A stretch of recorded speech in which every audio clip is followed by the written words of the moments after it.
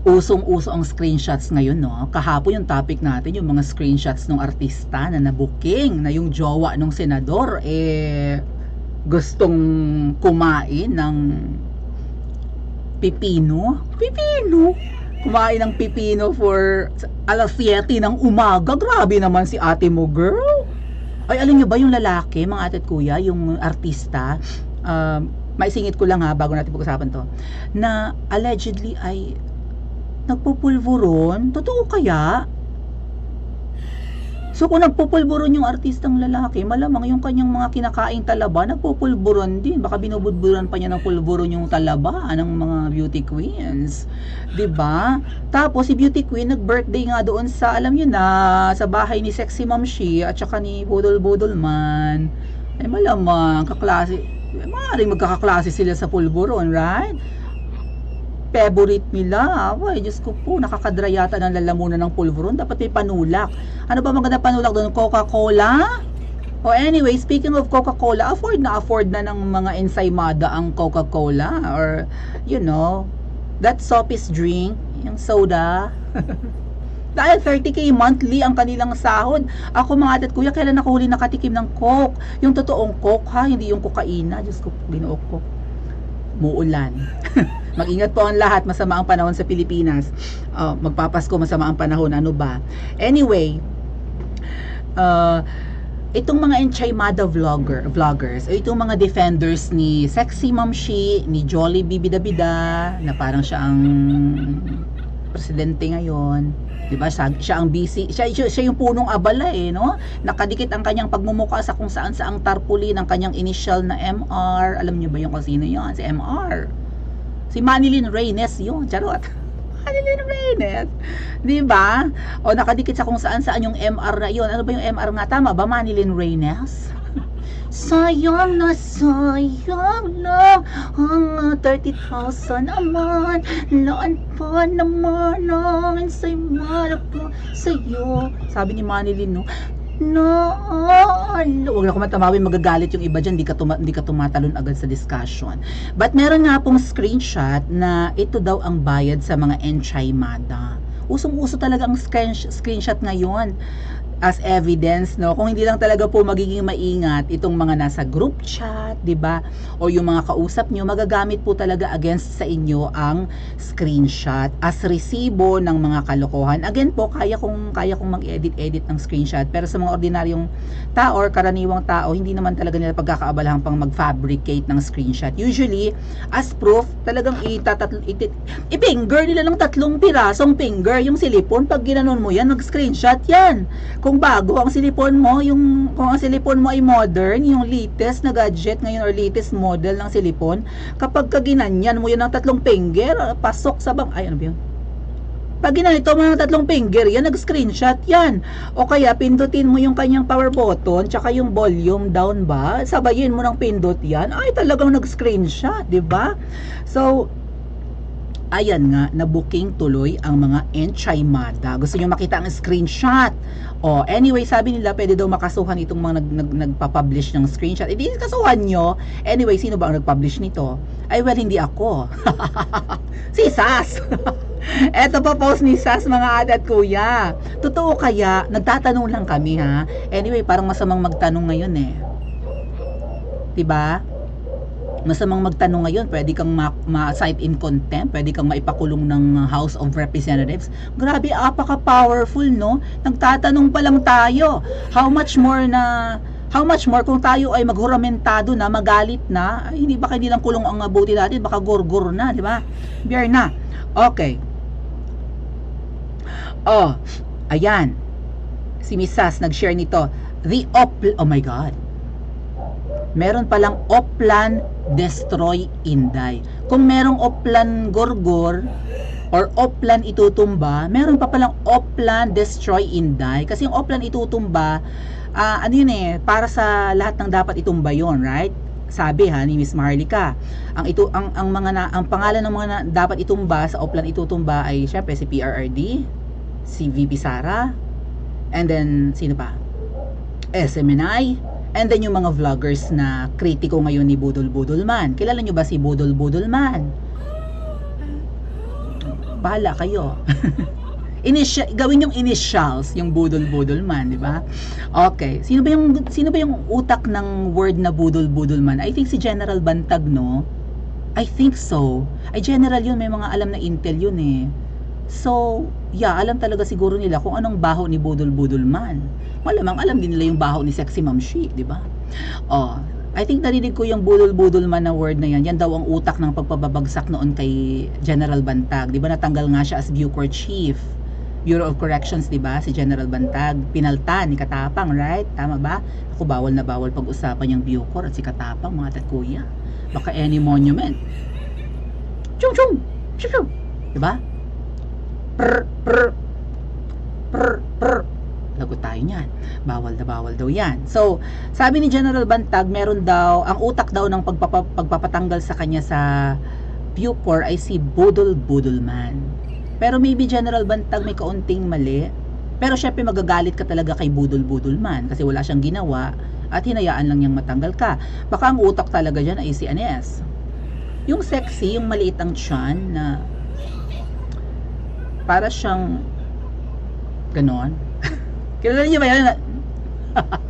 Anyway, the Oplan, meron pa palang specific na Oplan, right? Sabi ko nga yung Oplan itutumba, maraming targets yon. Kasama nga yata ang pangalan ko. Kasama daw pangalan ko dun eh. Sabi ni Miss Marlica, Armagerd! Threaten sila sa akin, kita channel ko, Armagerd! Diyos ko, pinaparusahan na nga ako ng YouTube, tutumba pa nila ako. Anyway, doon muna yung tatargetin na yung malaking pangalan, di ba? Sa itutumba, naitumba nila si Ka Eric at saka si Dr. Lorraine Badoy. Natumba nila ng pansamantala. Dahil pumalag ang ating mga PMAers, ang ating mga retired generals, mga gumraduate na ng mga sundalo, no, from PMA. Ayan, nagpahayag ng kanilang disgusto, nagpahayag ng kanilang opposition sa desisyon ng lower house na i-contempt ng hindi alam kung kailan papakawalan. Eventually pinakawalan nila, natakot sila sa mga generals. Buti naman. Pero sabi nila out of humanitarian reason, kuning-kuning. Eto nga po, balik tayo sa topic. Ayan, ang mga videos na sinasabi daw dito sa message, all related doon sa latest issue nila kay Inday. Ano bang latest issue kay VP Sara? I think ito yung 5.5 billion. Right? Na yung missing remittance daw for the teachers. Yun, sa GSIS, kung saan. Pero yun nga, di ba? Baka yun yung latest mga vlogs ng mga bigla na lang naging political vloggers, lalo na yung mga malalaking at mga kilalang vloggers na yung kung sino-sino, yung merong Matso na may motivational rice, tapos yung si Makaogag, diba? Tapos yung scammer na si Sian Gahasa. Sian Gahasa yung sabi, di ba ganun yung si Sian Gahasa, tama ba? Ganon, yun, kilalang scammer daw yon. So scammer di umano yung kaya hindi naglalagay sa Pilipinas. So ang kanilang mga script is about dun yata sa 5.5 billion na nawawalang pondo di umano ng DepEd, tama ba? So eto yung screenshot, House of Representatives, tapos may V sa dulo. Wait, baka ang ibig sabihin ng V sa dulo ay House of Representatives Vloggers. Oh my God, HOR, kaladkad kayo sa post ni Sas. Vloggers ba yung Viva sa dulo ng pangalan to ng group chat, mga adat kuya, no? Nakalagay sa taas. Maybe I can show you a group chat naman ng aming klase ha, para lang may meron tayong point of comparison. Hold on. Open ko lang yung GC namin.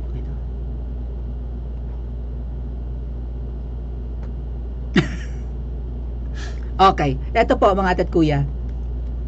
Ayan, ito, nasa GC ako ng mga naming magkakaklase, no? Ito, yan. Bachelor of Secondary Education Class of 2021. Yan yung nasa taas ng GC, di ba? Yan yung pangalan ng aming group chat. Ngayon, so ito siguro yung pangalan naman ng group chat ng mga vloggers. House of Representatives Vloggers, I think. Okay? So may nag-send ng message, maigsi lang yung pagkakatakip. Ayan lang yung tinakpan, no? Maigsi lang yan, no? So maigsi yung pangalan to. Parang kilala ko na kung sino to. Kahit na May kilala akong handler ng mga vloggers na maiksi lang yung pangalan niya eh. Okay?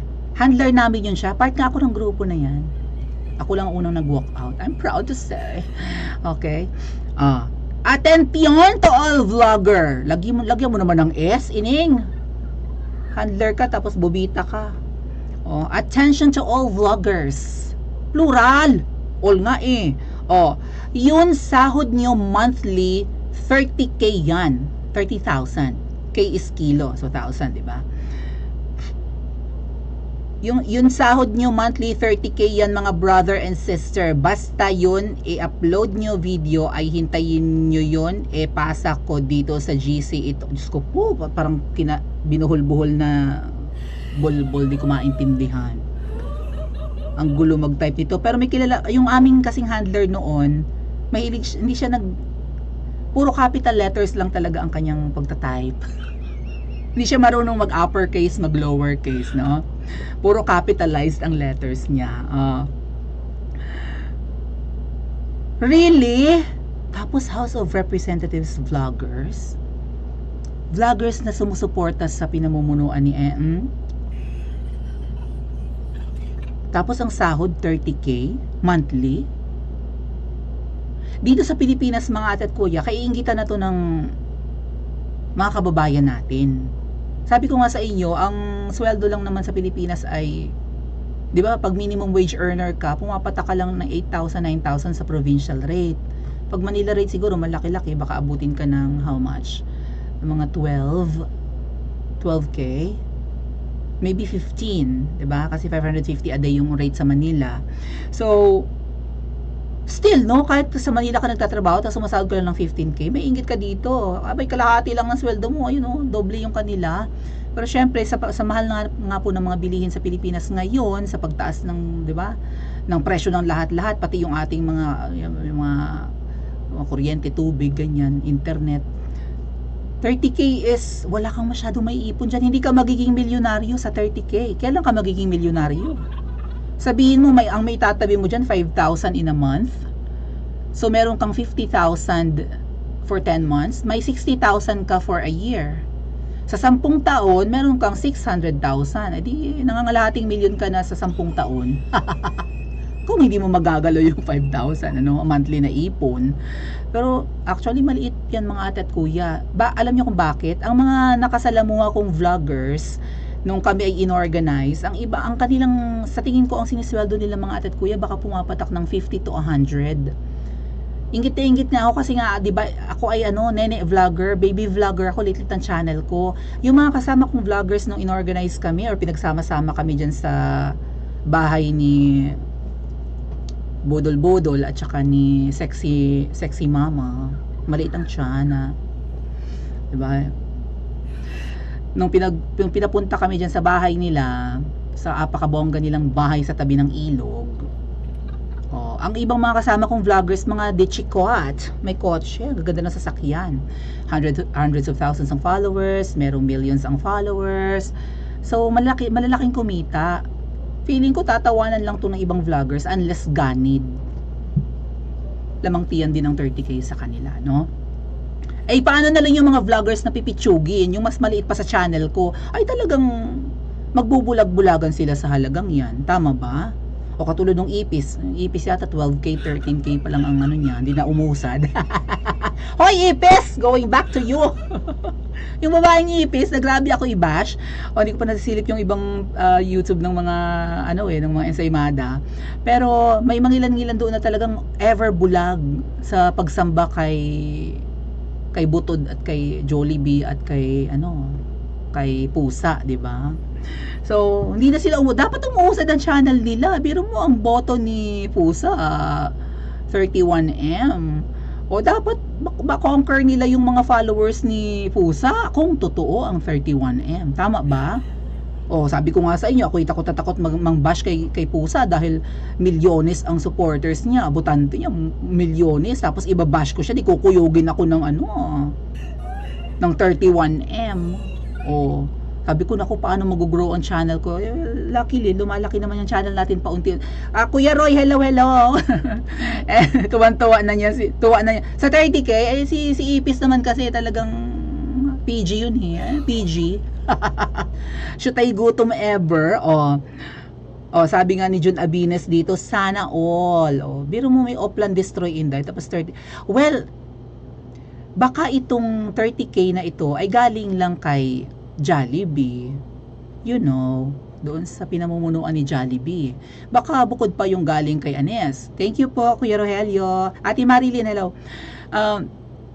Baka yung galing kay Sexy Mama, iba pa. Right? Siyempre, dapat meron din galing kay Sexy Mama. And then, baka ito lang yung kay Jollibee. Pero, anyway, mabubuhay na siya. Sabi nga nung Bunal Bisaya, pwede mo apply. Mag-a-apply daw siya. Although, naman po talaga, nakaka-engganyo ang 30K. Kung, di ba, biro mo, magbubulag-bulagan ka lang naman, buhayin mo lang iyong camera, ngaw-ngaw ka lang ng ngaw-ngaw, awayin mo lang si VP Sara, may 30K ka na monthly, di ba? Nakakainganyo yan. Pero alam nyo, hindi, mga ensaymada, hindi kayo dapat natutukso sa 30K. Ganyan lang ang halaga ng pagkatao nyo. Saan, baka pera nyo rin yan baka, di ba, buwis din yan, kinaltas sa mga, di ba, kinakaltas sa mga income ng mga kapwa nyo. Yan yung buwis sa mga binibili nyo, ginagastos nyo, mapupunta sa kaban ng bayan. Pera nyo rin yung iba dyan Tapos, ganyan lang yung worth ng pagkatao nyo, 30K monthly. Sabi ko nga, hindi kayo magiging milyonaryo. 20 years pa bago kayo maging milyonaryo, mga ensaymada.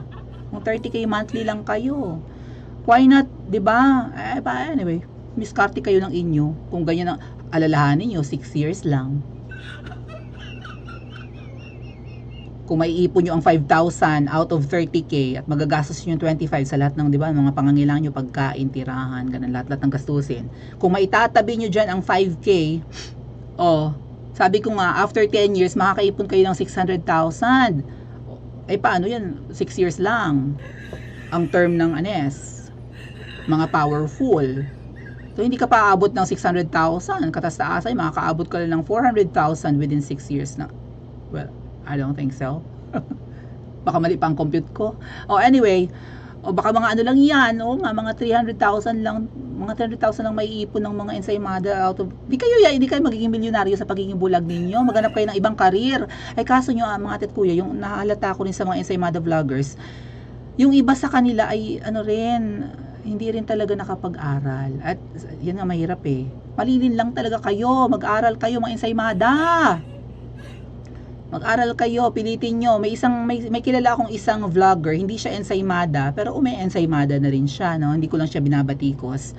Nag-attempt siyang mag-aral, maybe she was inspired by me, dahil nga nalaman nila na, di ba, teacher nga ako. Na-inspire siya, nag-enroll siya, siguro para i-level up niyo yung kanyang credentials. Di ba yung nakagat ng aso, nag-aaral din naman ng abugas siya. So, pero yung nag-aral na isang sip-sip na vlog, ang hirap sabihin sip-sip siya, pero ewan ko kung ano napapala niya, bakit sambang-samba pa rin siya kay Budol. Budol. Nag-aral, hindi rin niya kinaya, parang first year lang. Hindi siya nakapag-enroll sa second year. Pero sana tinuloy na lang niya. Dahil, diba, para yung credibility mo bilang vlogger, hindi ma-question. Maganda rin na may aral. At saka pagka, lalo vlogger ka, be responsible din.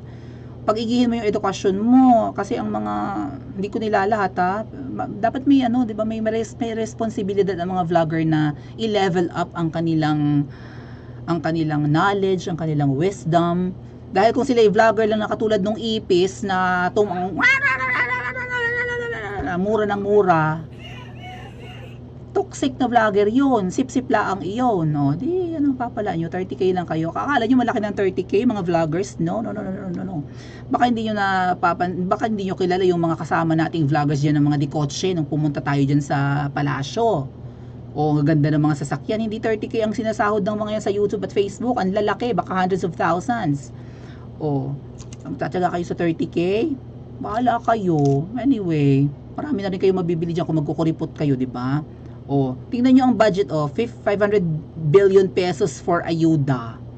Umayuda na tayo ng umayuda, right? Which is very wrong. Tawag dyan, Band-aid solution ito. Just like yung ipapasahod sa inyong ensaymada, that's band-aid solution. Hindi habang buhay, 30K, 6 years lang kayong mamamayagpag. Kung itong 500 billion ayuda na itong mga ate at kuya, just like yung mga ensaymada vloggers na andaling mauto for 30K, ito ay nakakatukso na rin sa mga mahihirap na nating kababayan, 'di ba? Yung mga nasa grassroots. Parang matutuwang marami dito. Hey, may pamimigay ang gobyerno na 500 billion parang pang-ayuda sa atin. Bakit tayo mag-aayuda na mag-aayuda? Wala nang pandemic. Tinuturuan ng mga Pilipino maging tamad. So kung may 500 billion ayuda next year, budget po ito, 'di ba? Budget next year. Ang tanong, mapupunta yan sa lahat ng Pilipino? Baka yung iba diyan maibubulsa. Katulad ng mga, 'di ba, nung vlog ko sa Herapan yata 'yon. And nababanggit ko na rin dito, may 10,000 ayudang binibigay ang isang politiko sa kanyang mga constituents. Pagpasok nung inabot niya 10K, nung lumabas hinarang ng gwardiya ng bahay niya, binawi ang 8K. 2K lang ang bitbit pa uwi nung nabigyan ng ayuda. Kaya ang daing sumasama ang loob. At hindi ko alam kung bakit ang politikong yon na under naman kay Jollibee, hindi pa rin na ipakukulong or naiimbestigahan. Ang daing ng umaangal sa constituent nung politiko, kongresista, mga ate at kuya, nasa lower house. Ganyan ang ginagawa. 10K ayuda, ang binibigay 2K lang. Ibibigay abot ni kongresista 10K. Bago makalabas ng gate yung inabutan ng 10K, binawi ng gwardiya yung 8K at gagamitin daw sa mga gastusin pa ng keme-keme kung ano mga pautot.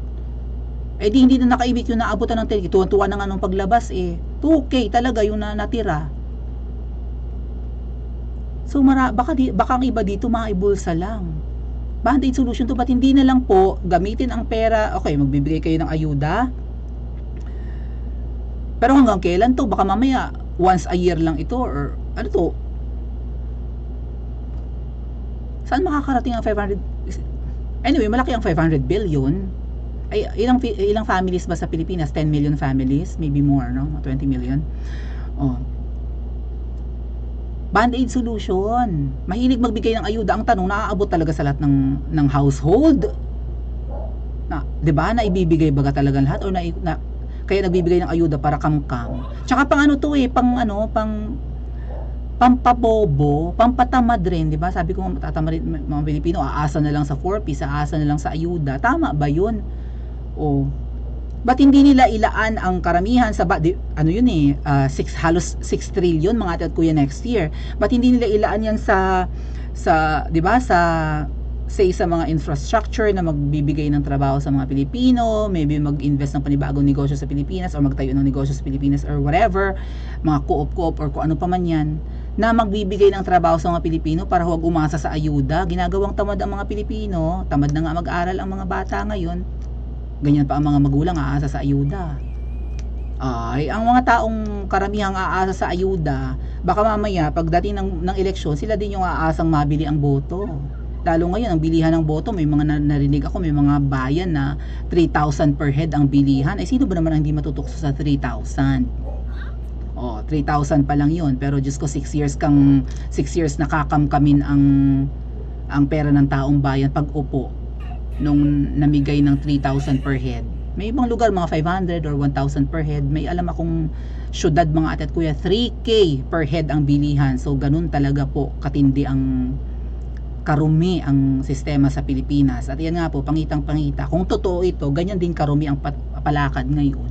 Kailangan pang suhulan para lang pabanguhin ang mabantot na administrasyong budol, di ba? O sige, enjoy nyo yung 30K ninyo. Ang tanong, hanggang kailan?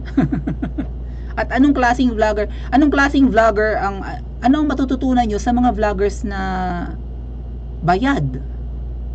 Wala, magbubulag-bulagan lang yan. Lagi na lang nilang i-justify yung, sige nga i-justify nyo mga ensaymada vloggers. Kapag may, katulad nung binanggit sa interview ni Miss Marlica, kapag may mga nangyayari sa Pilipinas, hindi mahagilap ang lintik na budol, hindi mahagi, pero pagdating sa gala, ayun, bigla pagka tour, di ba?